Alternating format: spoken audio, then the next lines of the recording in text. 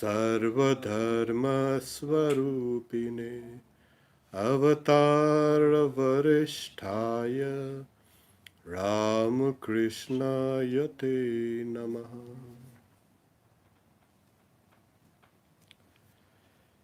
Katha Upanishad,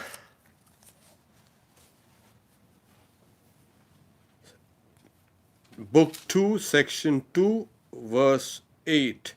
We had just read this verse last Wednesday. We will take this up more or less in extension because on this hangs the next two verses which will come, the 9th and the 10th. So this has to be understood clearly. That Purusa, that is that reality, indeed, who keeps awake and goes on creating desirable things even when the senses fall asleep, that is pure, and that is Brahman, and that is called immortal. All the worlds are fixed on that. None can transcend that. This indeed is that. That is the reality. This indeed, etad vaitad. This indeed is that. I'll read the Sanskrit. Ya esha shupteshu jagarati kamam kamam purusho nirnimana tadeva shukram tad brahma tadevamritamuchyate tasmin lokashrita sarve tadunatyeti kaschana etadvaitad. In the previous verse, we had seen that rebirth was spoken of as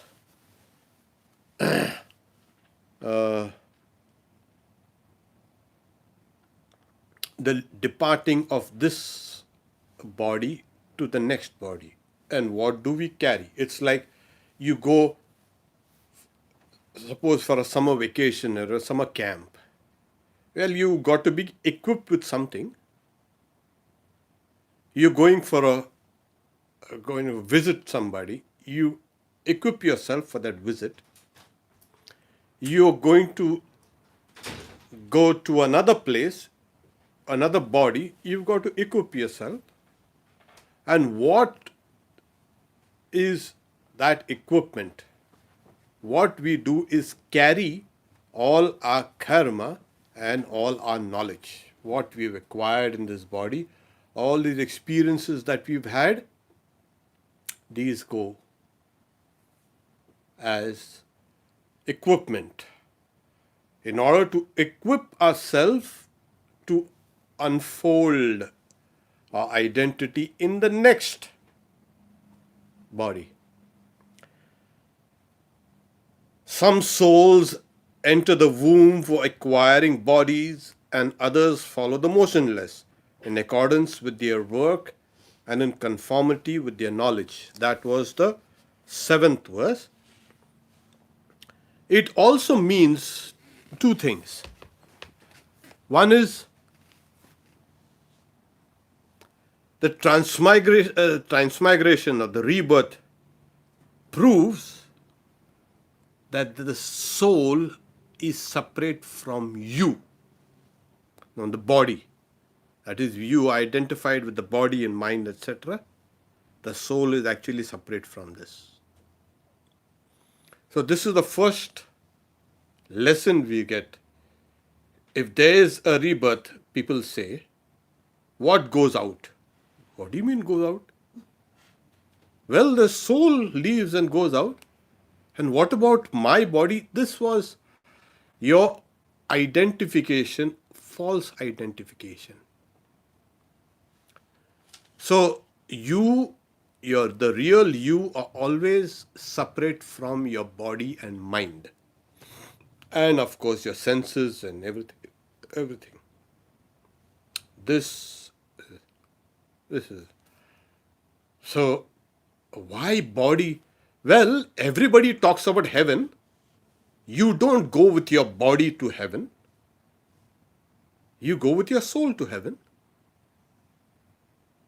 Yeah, yes. Oh, yes.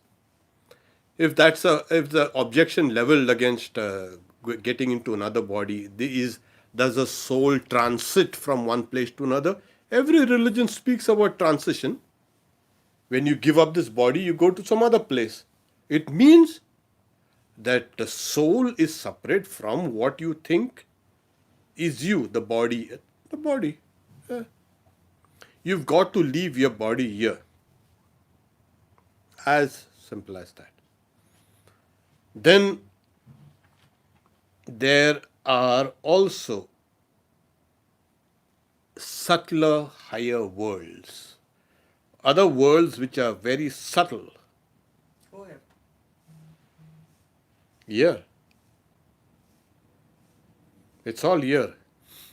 So we are not able to kind of acquire them with a present state of knowledge because our present state of knowledge has tied down us to this world, the gross world. Our experiences, our knowledge, our meditation, our karma is gross. And that's why we have to live in a gross world. If your meditation, your karma, your knowledge is subtle, you will experience those subtle worlds. Okay. Now, after speaking in the 8th verse, this truth, this 9th verse says that Purusa. What is Purusa? Purusa is Puri Shayana iti Purusha. That is that reality which lies down, as it were, in this body. That fills the body. That which is the reality everywhere. It's called, that's the same as the Atman. Now this is saying that Purusha indeed, who keeps awake. What is this keeps awake? And goes on creating desirable things, even when the senses fall asleep. What is this? It's awake. Yes. Does God sleep? No. He is the ever active providence, ever awake. God cannot sleep. We sleep. And that's the difference. So here, now there's a distinction made, the clear distinction between sleep and awake. There's something that stays awake and something else which sleeps. Now, what is that which keeps awake? That reality, that Purusha. You got it? And even when the senses fall asleep.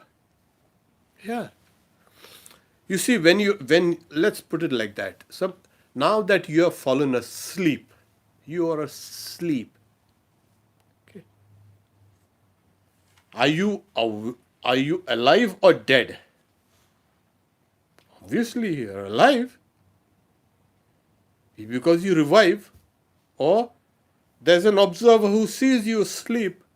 Oh, she is sleeping. Then nobody says that person is dead. No, the person is alive, sleeping.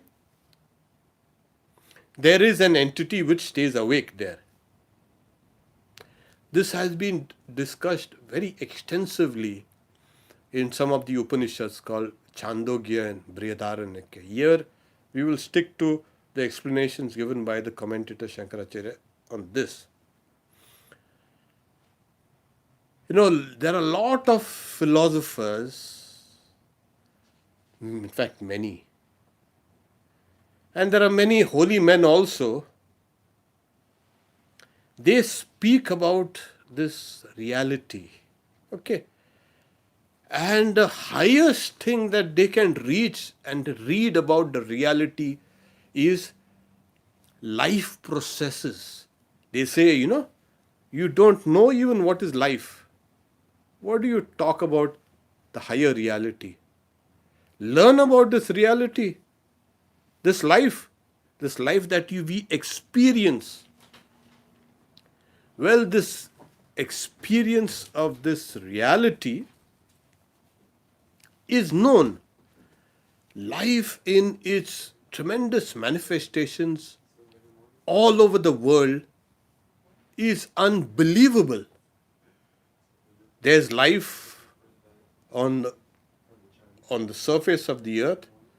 There are lives in the seas. There are lives in the atmosphere. There's life everywhere. Even in the deepest oceans there, you find life. And we have explored only 5 or 10% of the oceans. Or maybe a little more, who knows. But a vast mass of ocean life is there. In its variety, it's staggering. The life that is on the planet, on the earth, is staggering. You watch anything and you get amazed. You watch a small bug also and you get amazed. Wow! Look at this. There is microbial life. The earth and the clay and everything is full of life. Recently there has been life that is millions and millions years old in the sediment of the oceans. There's life on the air, everywhere. This whole universe actually is teeming with life. Every drop of water has life there. This whole earth was made by life and for life. This whole earth was transformed by life. The very fact that we can breathe oxygen was nothing but, the oxygen was nothing but, it's a kind of a byproduct of all these algae. For millions and billions of years, life has transformed the earth. It's one of the most beautiful things. And when we experience this world, we experience others, we actually experience life. The manifestation of life. A bug might come and bite me, or I might get poison ivy, somebody might scold me, somebody might praise me. I love others, I dislike others. All this is the manifestation of life. I grow, I get some illness, that's also a manifestation of life. The body decays, that also is manifestation of life. It becomes old, that also manifestation. Everything we ever know, will ever know, is but the experience of life and life, nothing else. Why? Because this is the most palpable fact in this universe. Life in all its variety. And the human mind has been so enamored with life. What's life and life and life? And yet all life is interconnected. My life depends on your life depends on my life, and both our lives depend on the life of the tree and the whole kind of environment out there, from the smallest to the highest. There is no internal and external in life. Everything is codependent. Nothing is independent in this universe. That is the nature of life. We should have learnt it, not to bring in divisions. And we are so divisive in things which are unitary. There is non-divisive. Life in all its variety. It's a huge fabric here covering this universe, this world. And yet all this life has sprung out from one source, one cell that could replicate itself, could copy itself.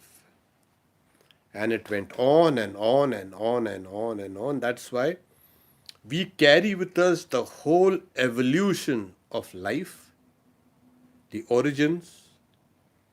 We also carry what will destroy us, the end of our life.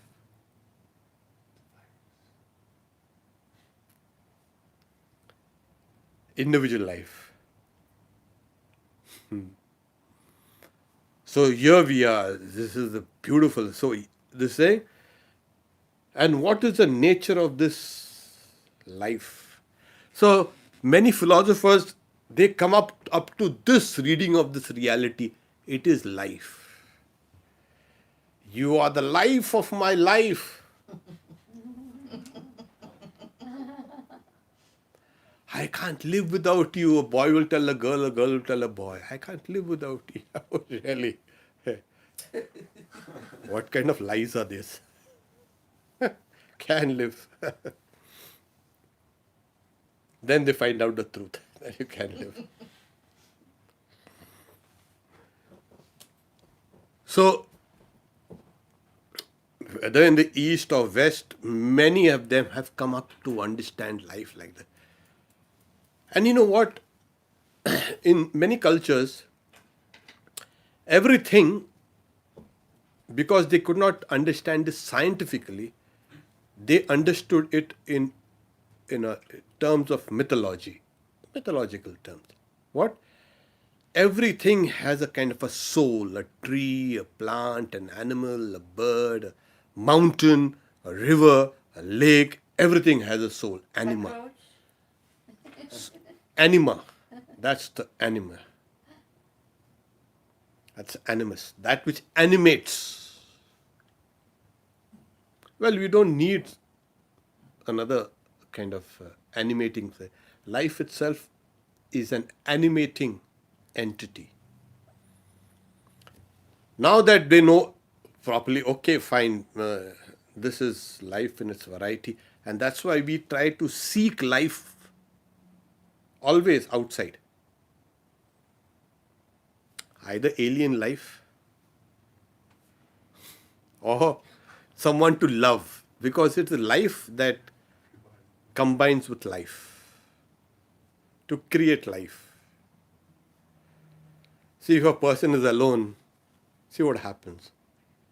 Always alone. Suppose a person is in solitary confinement, see what happens to that guy. That life will stop manifesting. It will get duller and duller and somehow kind of tenuously hang on. But the moment another life comes in its ambit, there's a spark. There's a kind of interaction. So life always thrives in life with other lives. So we know this. This is existence as we know it. Here, in this verse, they go one notch higher. This life also experiences sleep. Obviously, like we just started. The person says, okay, what happened to Asim? Asim is sleeping. Nobody says, Asim isn't there. He's there. You can see it. He's breathing. Smiling. You smile. When you have a nice dream, you smile. And at that time, your there's a rapid eye movement. The eyes are also running about here and there. So what about all these big things about life and the life and life and life? The guy is sleeping. Everybody goes to sleep. There are some who sleep sitting down. There are some who sleep lying down. There are some who sleep standing up. Horses, With one arm up. Yeah, one up. In India, you'll get a lot of. Yeah. As you travel long and the bus is crowded, the train is crowded, you hold on to that strap and you've fallen asleep. Oh, it's so much crowded inside, you know. So you don't need to even hold. You're held up by other guys.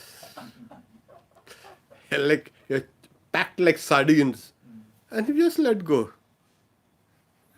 Especially in the warm weather, everything is nice, and the bus or the train is kind of undulating, kind of movement, and that also like rocking you to sleep.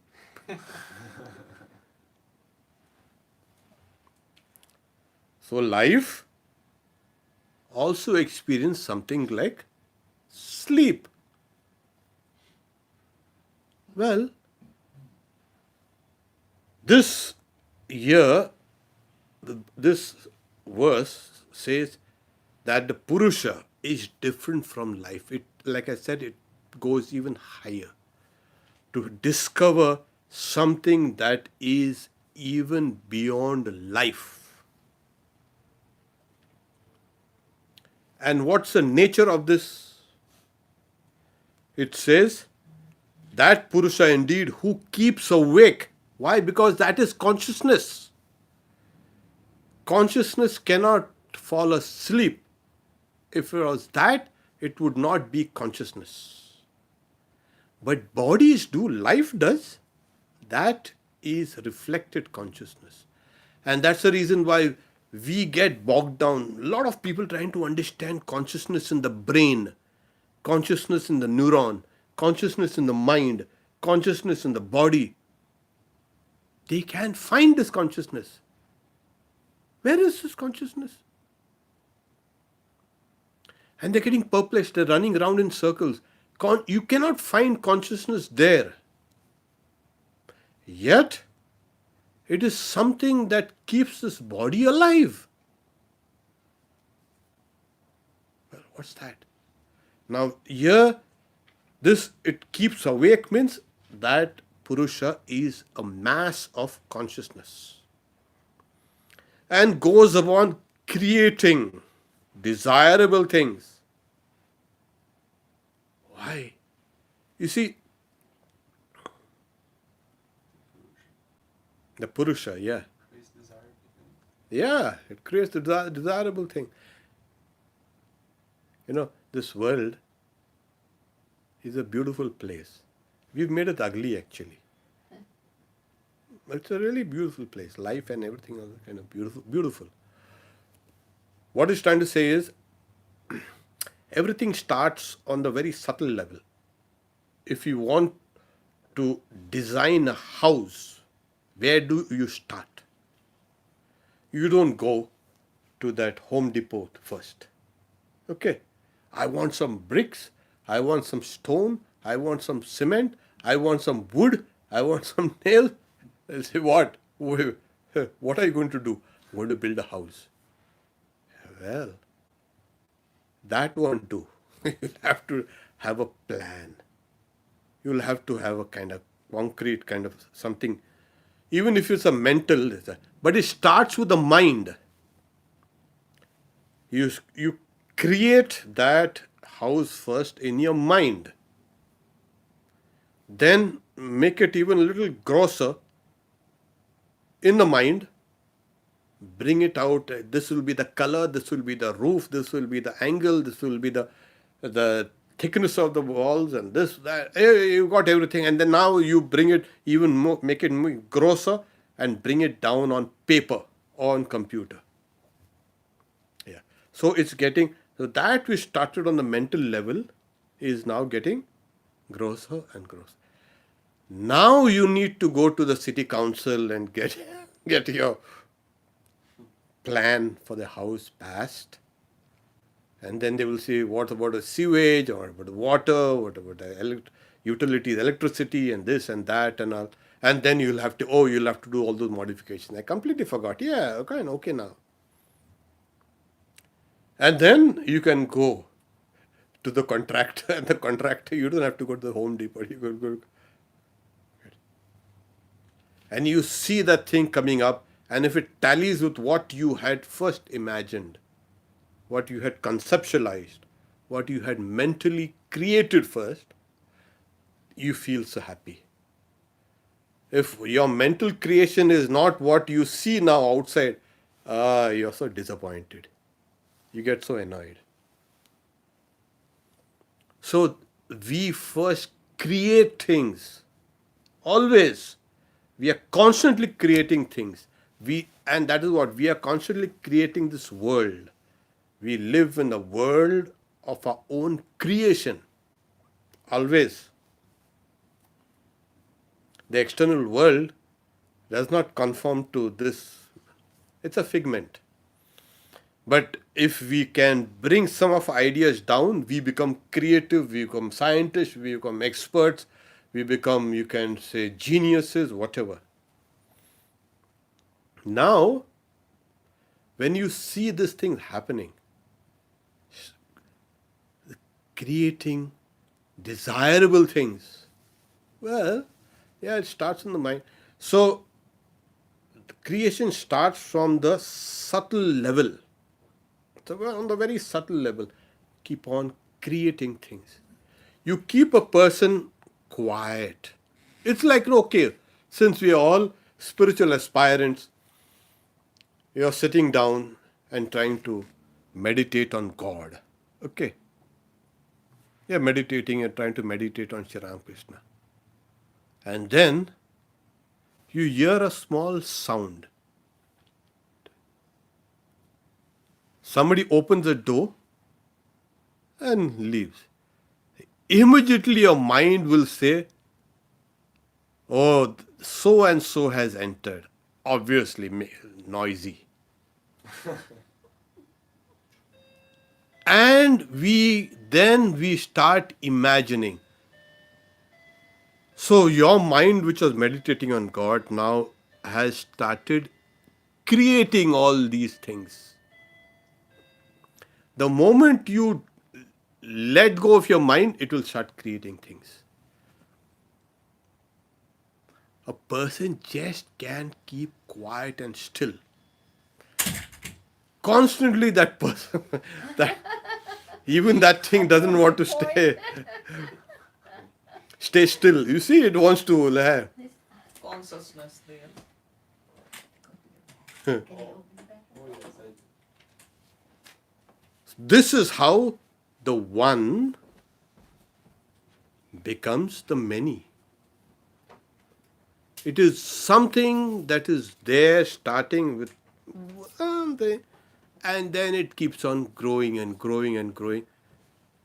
And this is our own net, our own trap. We get trapped in it, in our own creation. What is the subtle creation of the universe? Yeah, we'll get down to that. Because until and unless you don't know how you are the cause of this creation of your own world, you will not understand that Hiranyagarbha, who is the being identified with the subtle world, how it creates this universe.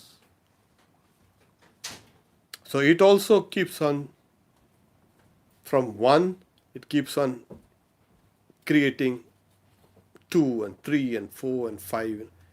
It's like the domino effect, or everything kind of breaks down from one, and it keeps on rolling down, and it becomes a huge mass. So who does this creation? In the individual, as the commentator says, you create out of ignorance. Yeah. Because if you had knowledge, the knowledge of the reality, the Purusa, you would not have gone for creation. I am self-fulfilled. I don't need anything. I am pure. That's what later on it will explain what is that.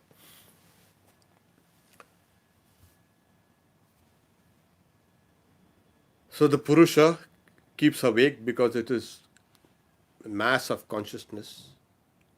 When everything else falls asleep, and in that it keeps on creating things, desirable things.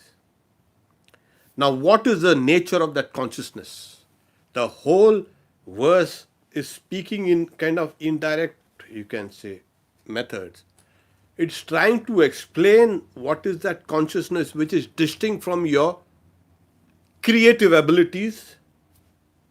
It is distinct from your life, faculties of your life, all the life, what we explain. There is something distinct. What is that something distinct? Yes, this is what he's saying. That is pure consciousness. That is Brahman.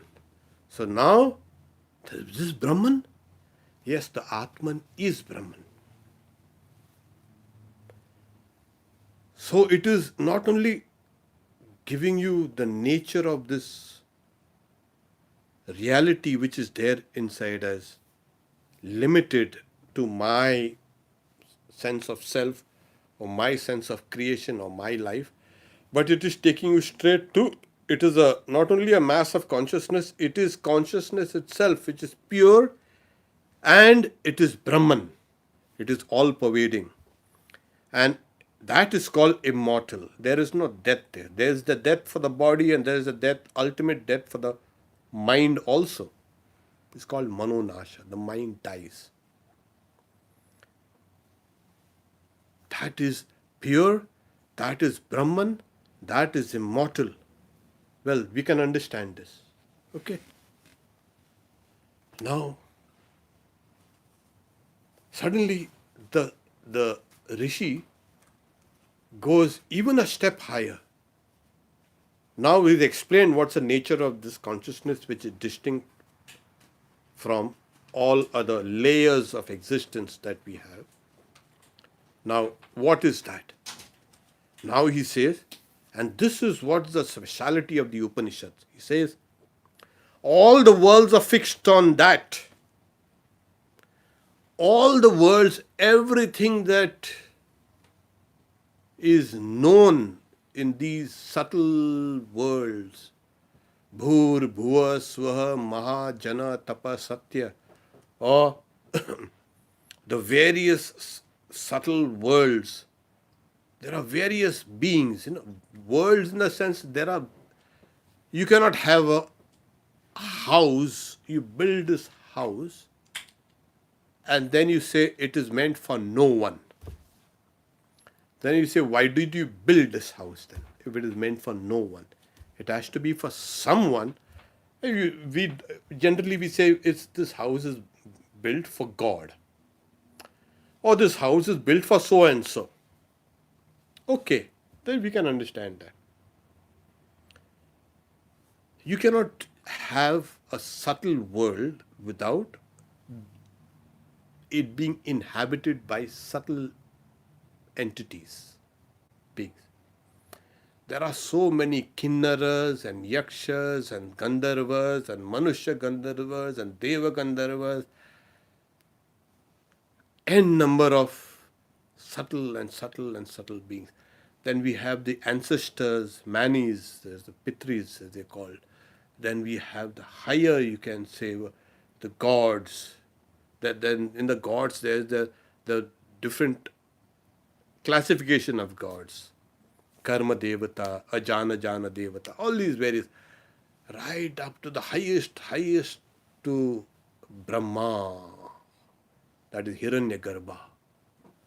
From this world is a spiritual world, and this spiritual world is crowded. Yeah, it's pretty crowded. You see, the life here on this earth is pretty crowded, Now we are about 8 billion. Can you imagine human beings itself? Take the population of bees or ants and all. They outnumber us. And they outweigh us also, ants. Imagine. And this everything is kind of full of life here. Why shouldn't all those subtle realms also be full of subtle life? There is, of course, quite a crowded place. You'll have to. You need directions. Where do you want to end up? This place, that place? No, I don't want this place. Be careful where you. But that will depend on, like the previous verse said, according to your knowledge and according to your karma, according to your experiences. So you have all these various worlds. Even if you take these worlds from the virus, the COVID-19, beautiful coronaviruses, can't even see it.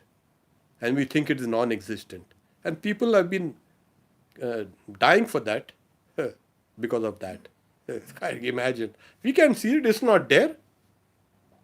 Well, that's what killed you. Sorry.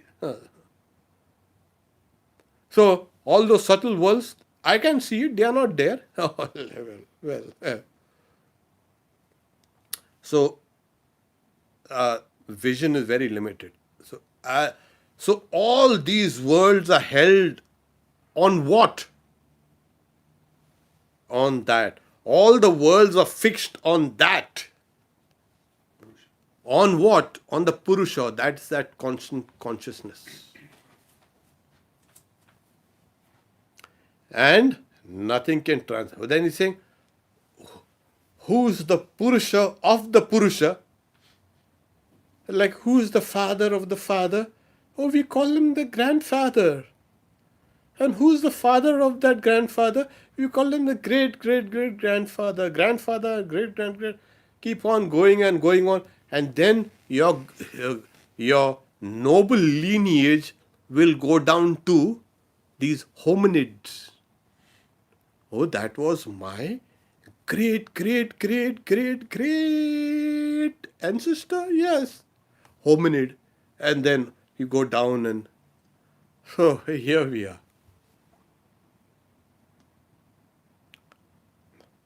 So you cannot ask, who's the father of the Purusa? And that's why the Upanishad says, yeah, everything is fixed on that and none transcends that Purusa. That's it. You don't need another consciousness to know this consciousness. Why? Because it is self-consciousness. That's, people say, who am I? Please, you know yourself because your consciousness is always self-consciousness. You close your eyes and know who or what you are. You know it exactly. Why? Because of that self-consciousness. You don't need another consciousness to say, who am I? And you look at that mirror. Who am I? And the mirror will say, who am I? You throw something at a mirror and mirror throw a reflection and am I good? And the mirror will say, am I good? Do you need a mirror to keep on behaving like this? Just close your eyes and you know what you are. So consciousness is always self-consciousness. That is why this is none transcends. This is that. Because the question was, I will tell you about the secret Brahman, Guhyam Brahma Sanatanam. I will tell you. Now it's no secret anymore. It is now an open secret. Swami Vivekananda he had given one of his lectures here, the open secret. And that's what it is. It's an open secret. The Atman is Brahman. This individual consciousness is the universal consciousness, which is different from your body, your senses, your life processes, mind, etc. Completely distinct. And on the macrocosmic scale, it's the same thing. So what is there within you, within all of us, is that infinite Purusa, that Brahman. Nothing is higher than that. You don't have to say, well, we have your God is smaller than my God, and my God is bigger than that God. Please, there's only one God. There is no bigger God and smaller God. We have made all that fights and distinctions and all that nonsense. Now we take the next ninth. No, this was important because, like the last verse, that last verse, that also, because the next two verses are kind of, it'll be easy.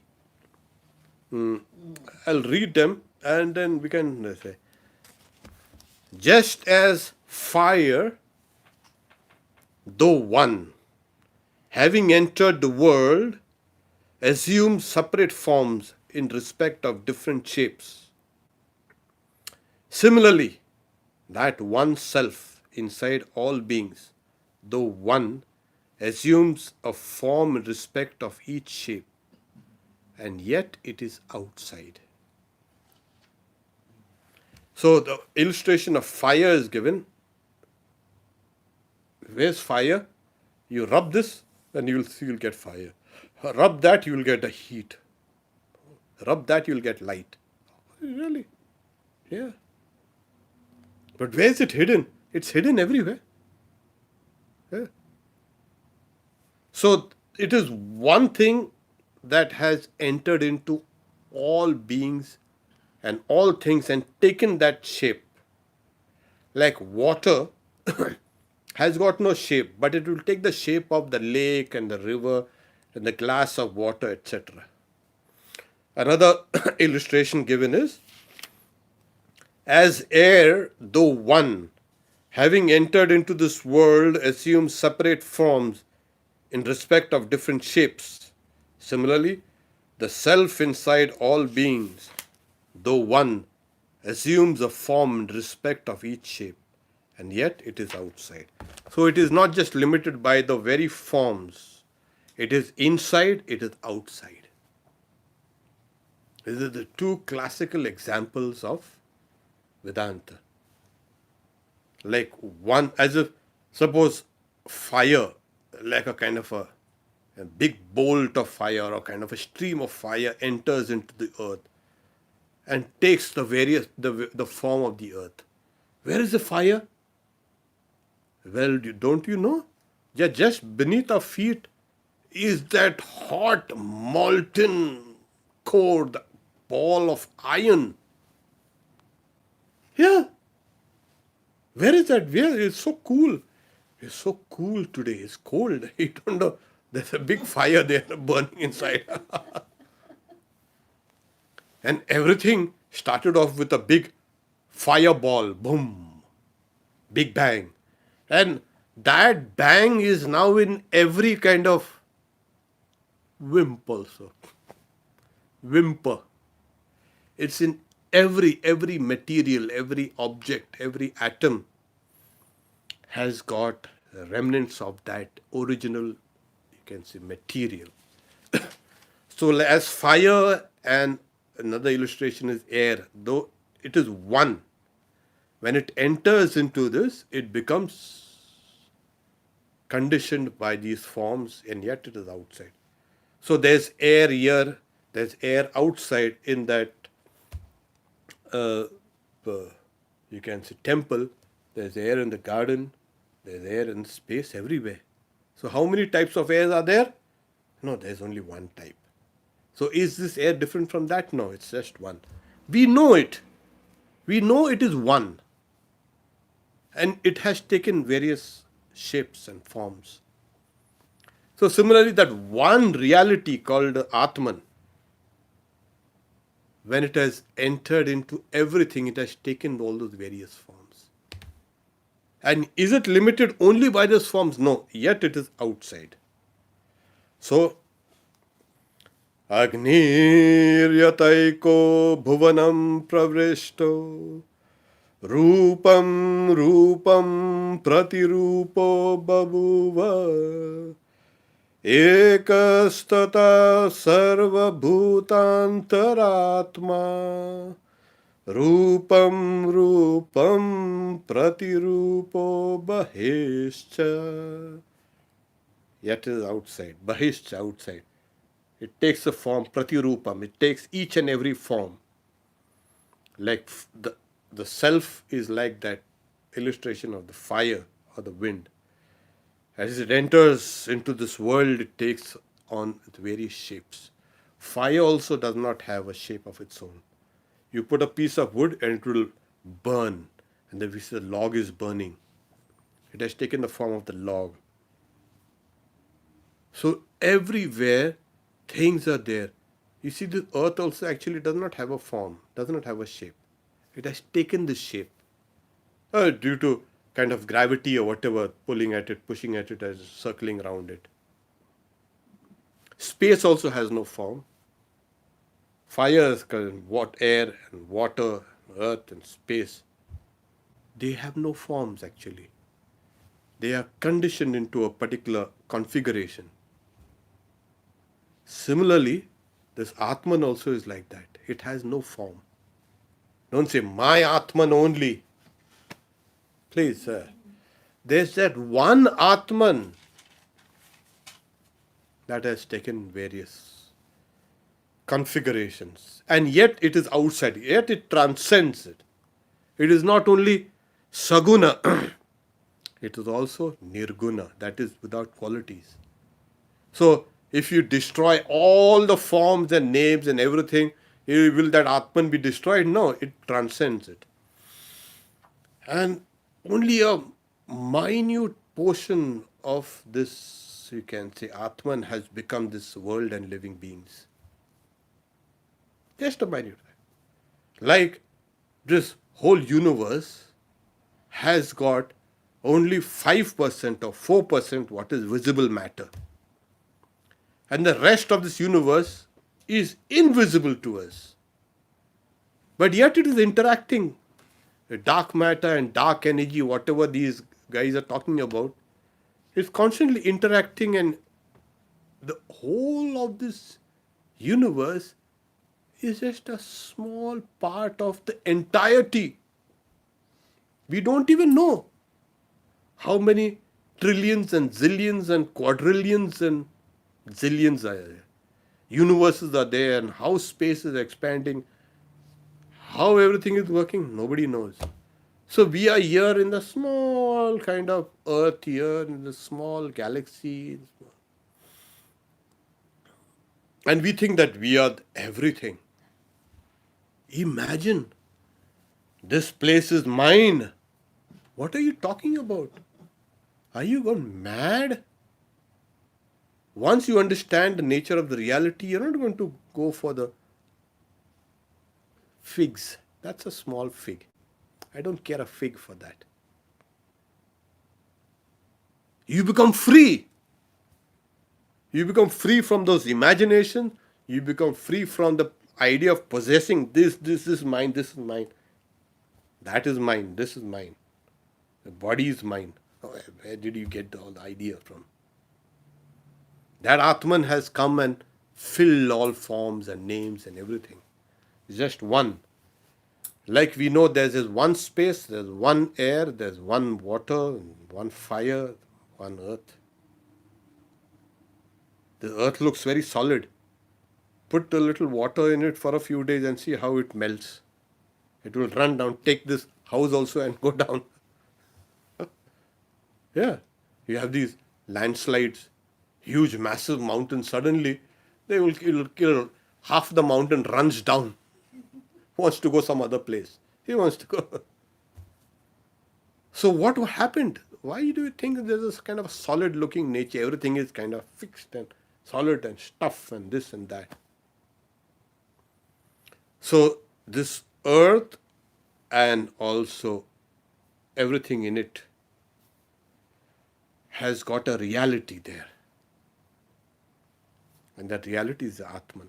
So these illustrations are given earth, fire and air to show that it is one air that is configured into the many, yet it transcends. There's air inside, there's air outside. Om Shanti Shanti Shanti Hari Om Tat Sat Sri Ram Krishna Arpanamastu. We'll briefly discuss this next Wednesday and proceed towards the other verses in the Katha Upanishad. Tomorrow, 7:30 p.m., we have the Bhagavad Gita class. And tonight, 7:30, gospel. Tonight, 7:30 is the gospel. Sarvadevananda will be given the Can I have a question?